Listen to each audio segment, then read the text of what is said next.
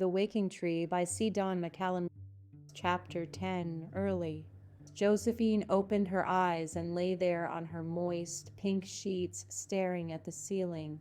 The darkness of her room fooled her into thinking that it was much earlier in the morning than it was. The boy from her fading dream, from the walls, the coins, the drawer, stared at her from the surrounding darkness. She knew there were words that he spoke to her, or what she thought sounded like words, but they came out wrong, disordered.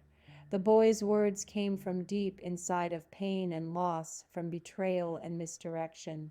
In her dream, the coins, full of his loud, mumbling voice, held her down with the force of the weighty yet incomprehensible message. A fear held her flat. The terrifying thought of losing bits of herself, an arm or leg, her head, under the thunderous, hectic rolling of enormous coins all around her kept her flat and unmoving, except for her hair, which blew in the fury of the coins and their hot, flickering tongues. Her hands wanted to push her body up off the ground, to start her moving away from this place on the filthy living room carpet, but they couldn't convince her feet to move into the standing position, let alone to run away. So Josephine's hands rested where they lay and pressed in on her tummy, covered by a thin blue nightgown of fading and tattered satin, hanging on her trembling body. A lace fringe hung on in one place, but seemed to try to escape. The lace wanted to be beautiful and new again, far from the decay and quick withering of its present state under the heavy hands of this little girl. She remembered her dream too well, still feeling her eyes rolling left and right, watching the noble figures engraved on the coins in search of some solution seeking to show itself. She sought other signs telling her what to do, perhaps a grain of wood she could slip her little body into and pull out some understanding of this other reality. Then she noticed clouds. She lifted herself up on an elbow and looked out the window. Rumbling clouds tumbled across the sky. She wanted to smell the rain. Throwing the sheet to her side, she saw her blue nightgown was intact, but almost as tattered as it had been in the dream. Later, she'd go check on the coins that her mama made her put back in the drawer when she thought it was safe. She was sure they were angry at her for putting them back in the drawer. It hurt her to see Darnell get in trouble for something she had done, but she didn't want her daddy to be mad at her either. She knew he would have been. But how could she tell him what had really happened? That she had been the thief, his little girl, the only one he trusted. She flowed through the house on the remnant wafts of her dream and walked to the screen door. The creak of the porch swing chain called her from outside. "Come see the dew," it said. "It's a fresh, new day." Someone, maybe her mama, was already outside enjoying the stirred up and clean-smelling air. She crept through the threshold, easing the screen door into its resting place. On the swing, Jared smiled, but his eyes were strained, tight, and bulging from his long, worry-filled night. He hadn't had much rest, she could tell. There had only been time for pacing and stumbling through the wooded walkways, calling Abra's name with a deep, low whisper in the rain. Neither his flashlight and nor the occasional shock of lightning never revealed her location, but he kept on looking. Muddied and weary now, Jared scooted over on the weak wooden slats of the porch swing. Josephine accepted the invitation with ginger steps, lowered eyes, and the smallest hint of a smile, the only one she could find. On his slimy, wet arm that reached out to her, Josephine climbed up and sat next to his rain-drenched body. He put his arm around her and stroked her smooth baby skin. Her tiniest hairs stood up next to his cool, rough touch. Planting his feet on the concrete porch, he rocked them in the swing in a slow, steady rhythm. "Did you sleep good, baby?" She shook her head. "I had a bad dream," she whispered. The flowers heard her and tried to lift their heads in the heavy, humid air. They hoped she wouldn't remember the night. Although we all did. Did you? He asked, pulling her tighter, closer. What about? She shrugged. I don't remember. That was a lie. Not only did she remember, she could still feel the hot and cold breezes of the night swatting at her, flailing all around and near her and on her. Jared pushed his feet off the porch, and they moved faster like a pendulum freed. He looked down at her and smiled. He pulled her closer. Josephine forced a smile back at his sad, tired eyes. He planted his feet again, rocked for a moment, then pushed off harder this time. They rocked high on the swing and looked around the yard together in silence, except for the creak of the swing and the sound of water drops being jarred by a bird in a distant tree. The rain cooled off the morning more than usual, and Josephine shivered. Jared rubbed her warm and looked around the yard, the woods, the road in front of the house. She has to be out there somewhere, he thought. He could almost see Abra when he closed his eyes and breathed in the fresh, earth-scented air. She was out there, mud thick in her hair probably, and caked on her body from clinging to the earth and old memories. After taking a slow, deep breath, he exhaled even slower and said, Hey, shifting to one hip and reaching into his pocket. Have I ever showed you this? Josephine shook her head, looking at his old brown wallet. He unfolded the soft leather, and in the flaking and fragile plastic were pictures.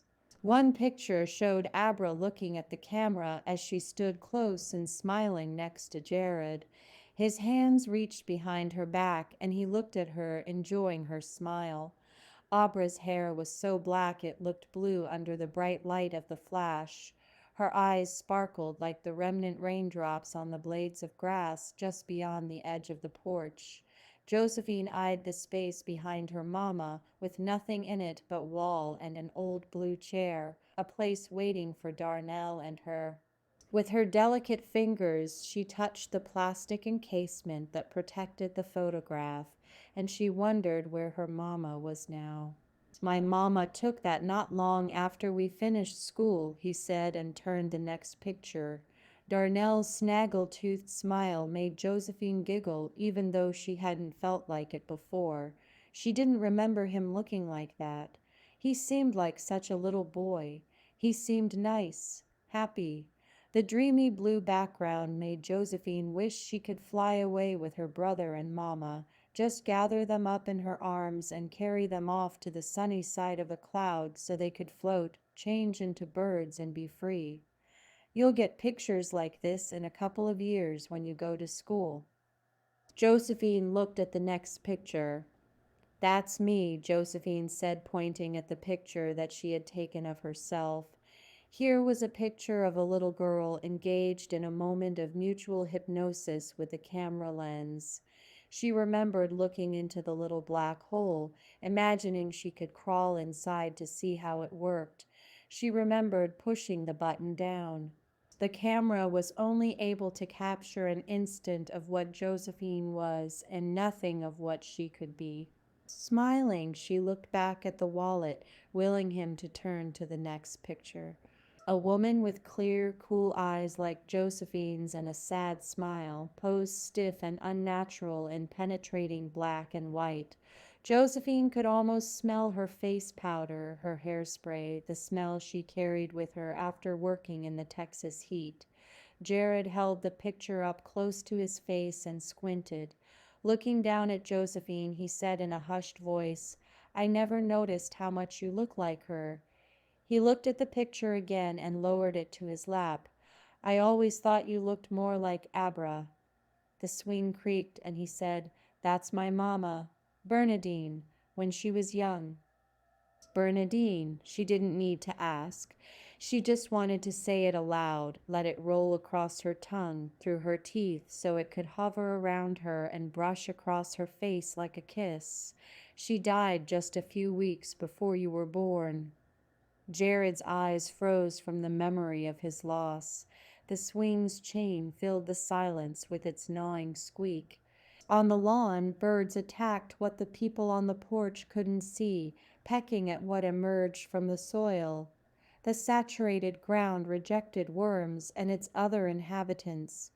Other birds jumped and flew up into the tree, shaking loose the rain that fell on the birds below and scattered them into the rest of the yard and sky. The bones, the birds remembered.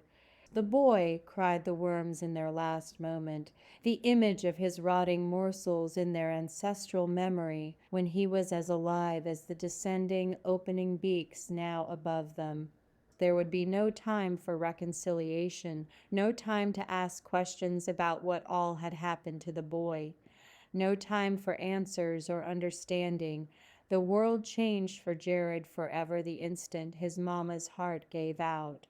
Before her passing away, there was always a chance that someone would let a piece of truth tumble out like her closet full of pictures. Jared never told his mother about the bones he'd found while bush hogging Mr. Abbott's field of femur, a few metacarpals, part of a jaw, all very small, very human. Then on the lawn there was another movement, almost alien to the natural world, that changed the air of the woods. Jared put his feet down, stilling the swing, and turned to look over his shoulder. Through the rickety slats, Josephine saw her mother, muddy and blending in with her surroundings, barely recognizable, except for her eyes that shined hot like a star. Josephine, go inside. Jared shoved her off the swing and forward to the house. The force of his hand and the deepness of his voice pushed her and kept her going. After opening the door, she knew better than to let the door slam behind her, but she also knew not to linger. With butterfly deftness and grace, she laid the screen door in its bed with so much love and patience that sound ceased around her and everything she touched. Her footsteps were perfectly silent, and so was her breath. "Where were you all night?" Jared demanded. The whole world shushed at the insistence of Josephine's tiniest hair follicle. She needed the quiet so she could hear. Abra chewed her words up and spit them out, so even Jared, in his close proximity, standing over her body clutched in his hands, couldn't understand any of her mumblings. He'd drag her in soon, and Josephine repelled off of his anger to her room and closed her door. It would be best. Stay quiet and keep all breathing to a minimum. Hold the world still to hear the story of the night. She leaned up against the wall, her ear pressed to the door. She knew no one could hear her heartbeat that sounded so loud in her ears, but she was afraid anyway. Abra trembled, and her words were as unclear and random as the mud drying to her body. It caked on her skin, her nightgown, distorting their soft colors, hinting at her actions. The night had been long, and it appeared that the days ahead of them would be no shorter. Maybe she had slept in the rain on the ground all night, rolling and absorbing the blessed turmoil of the sky above her. Jared held her shoulders tight, trying to direct her tense, chaotic body in his hands to the bathroom, back to the bathtub.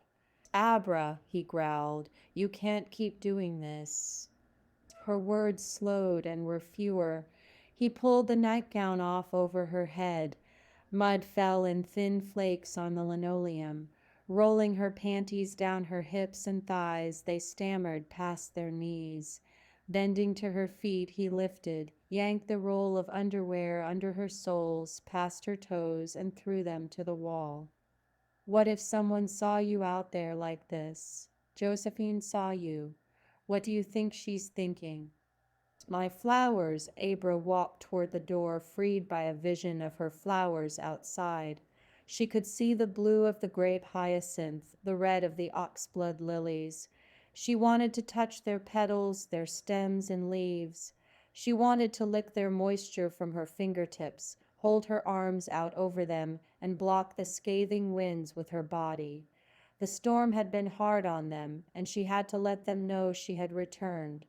The sun would return from under the dense, hovering clouds, she promised, and they would all feel warm again. She knew this.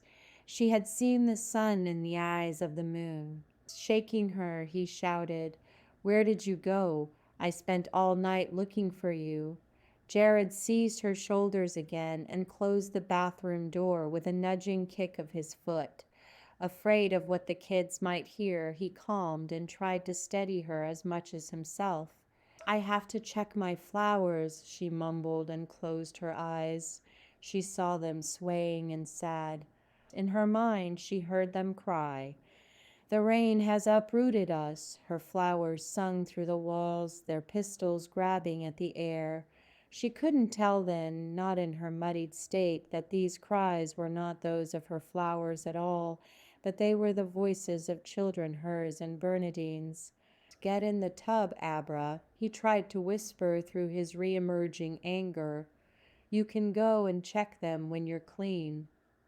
She dragged her feet forward closer to the door, the knob ready for turning, but he held her back with more force this time. His fingers dug into her ashen skin under the flaking mud. More than his hands would be needed. He shoveled her up in his arms and pressed her down in the tub. Turning the bathtub fixtures with one hand and holding Abra down with the other, Jared summoned the waters from the wall in gushes that alternatingly froze, then stunned Abra with heat and well-wishing. The water drowned out the cries from outside. Only the scent of the dripping flowers lingered in her memory. The rising water closed in around her, stealing her hard-earned filth, and she let herself slip down, feeling Jared's hold on her ease up a little. Warm water rose to cover her ears, and she listened to her own heart and the cacophonous rush of nature's favorite element as he rubbed her body clean in the quickly graying water, while the clean smell of soap filled her nostrils. Through every exhalation, she divulged all secrets, past and present. Inside her, the baby rocked itself to sleep after its long night of flying. Sensing her mother's struggle calming under the healing touch of soap and fast-running water, Josephine breathed again and tiptoed back to the cool sheets of her bed. She wasn't tired, but the comfort of their softness and sweet smell lifted her to a place past her mother's pain, to where the flowers swayed and danced for the rising sun. The leaves of trees and flowers waving at her from outside invited her to listen to the stories that had been passed down to them from the wind. Craving their touch, she reached for Rachel. But only empty space and the light thud of her palm hitting the bed met her hand. She pulled herself up on the edge of the bed to see if her doll, her friend, had fallen, or maybe was accidentally pushed by her fearsome kicking during the night.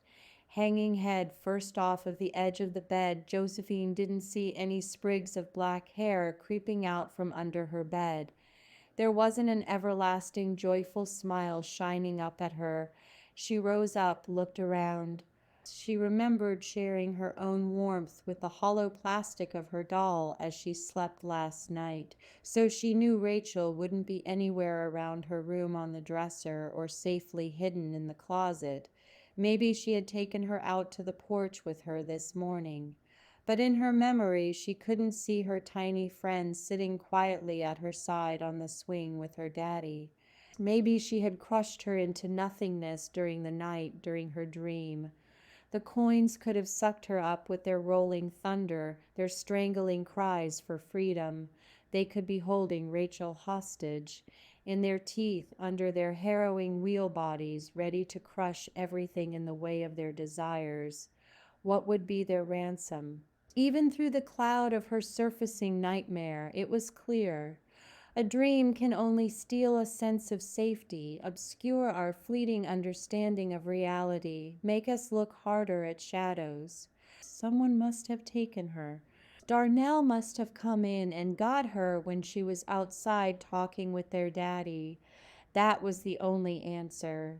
He better not hurt her, she thought, pacing the floor. She wanted to go to Darnell's room and peek inside. She would crack the door open just enough to let a little light into his room, kept dark by the heavy blankets that hung over the window. If Rachel were anywhere to be seen, her pale skin would pick up the light and notify Josephine of her location before Darnell had time to yell at her to close the door and go away. but she didn't want to get in trouble with her daddy. In her room and quiet is where and how he wanted her to be right now, not poking around the house with her mama the way she was, especially not to find some stupid old doll. He wouldn't care about that. Her pleas and cries would be as incomprehensible and diluted as Abra's had been that morning and the night before, and the night before that. No, he'd just yell, "Josephine, go back to your room," or "Josephine, your mother's not ready for you to get up yet," and just send her back to her room. She might fall asleep, and the coins would roll again with their screams, demanding justice for something she didn't understand. Rachel could be there in the dream too, waiting, grasping at air for her Josephine's warmth, hoping to be forgiven for letting herself be stolen away. Josephine wanted to hold Rachel's hand and tell her that everything's going to be okay, and tried to tell her about all of the places where the wind had traveled, bold and terrible, majestic and kind. There were tree-covered hills east of here, she'd say, layered with salty rocks and delicate streams and vegetation where deer hid in perfect numbers and lived free of hunters, and the birds, not like the ones we have here, floated a ride on the wind until they reached their nests, and she'd tell her about the moist meadows rich in food. She'd say the clouds had their own stories to tell, mimicking the world and its inhabitants below. Though brilliant at impressions, boats, men, monsters, they could never contain the joy or sadness of all they saw below on the earth, so full of secrets. Josephine touched her own hand, felt its soft and alive warmness, and closed her eyes to make up clouds of her own. Her clouds, she imagined as she stroked her skin and hair, whispered across the sky, just barely hiding the blue. Her clouds folded themselves, exploded into lines, curves, and angles like the ones she drew on paper and told her secrets of yesterday. Her clouds were miles away by now. The reinventing clouds. Forms of betrayals, those clandestine and those made known, lurked in her mind and made a place for themselves in her memories and in her future possibilities. She chose where she would live, the layout of her surroundings, letting the air sweep her away as she molded it all with her wishes and hoped for more. Then, from behind her clouds, the sun poked through and reminded her, "Sunlight, it'll be yours." But she couldn't think of that now. "Have you seen my Rachel?" she asked, and wiped away the tears that came, sniffling. The sun was about to spell it out to her in clouds, in terms of fluffiness that she could understand. It was going to tell her what hole hid her Rachel. It considered revealing a land of truth. Instead, the whimsical clouds decided to reach down, pick her up, and carry her off to sleep somewhere away from this place for a while.